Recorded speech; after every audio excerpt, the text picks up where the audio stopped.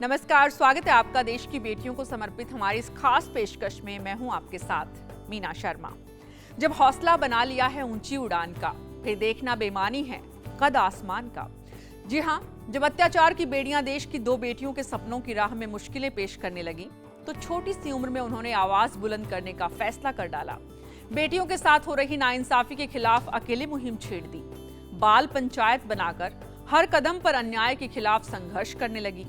धीरे धीरे ये काफिला बढ़ता गया और आज इनकी कोशिश एक आंदोलन का रूप ले चुकी है। चलिए हमारे साथ उत्तर प्रदेश और देखिए छोटी सी कोशिश। प्रधानमंत्री नरेंद्र मोदी के लोकसभा क्षेत्र का एक गांव है परमंदापुर। वाराणसी से 30 किलोमीटर दूर बसे इस गांव में जब आप पहुंचेंगे तो यहाँ की दीवारें आपको अपनी तरफ आकर्षित करेंगी। ये दीवारें बदलते वक्त की कहानी बयां कर रही हैं। इन दीवारों पर चस्पा नारे बेटियों की हिफाजत की मांग कर रहे हैं और इन नारों को लिखने वाली गांव की दो बेटियां हैं, यास्मीन और नंदिनी। हम अपने गांव में जैसे कि बाल विवाह और यौन शोषण हिंसा ये जो होता है ना, छेड़खानी, उसके ऊपर हम लोग मुहिम चला रहे हैं क्योंकि हमारे गांव में अधिक हो रहा था।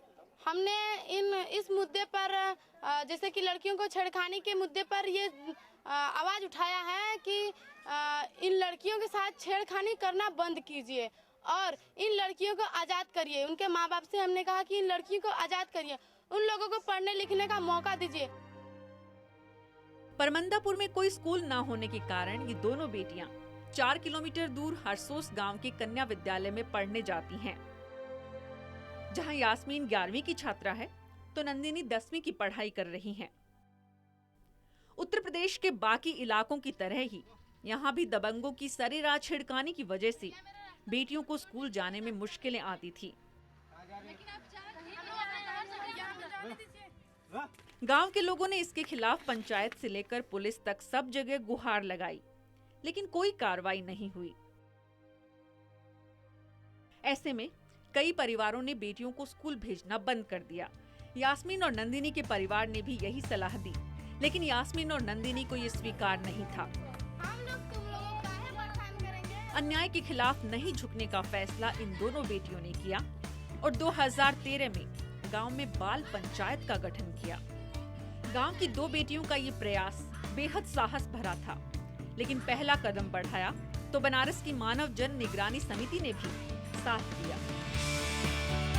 हमने देवाल लेखन भी किया था इन लड़कियों के मुद्दे पर, जो कि छेड़खानी करते थे। लड़के बहुत तरह के छेड़खानी करते थे। बाल विवाह के मुद्दे पर हमने तो बहुत बाल विवाह रोकने की प्रयास किए है। गांव के मजदूरों की बेटियों की ये पहल शुरू में किसी को भी अच्छी नहीं लगी, लेकिन इन दोनों ने घर घर जाकर माता पिता को समझाया, नुक्कड़ नाटकों के जरिए अपनी बात रखी।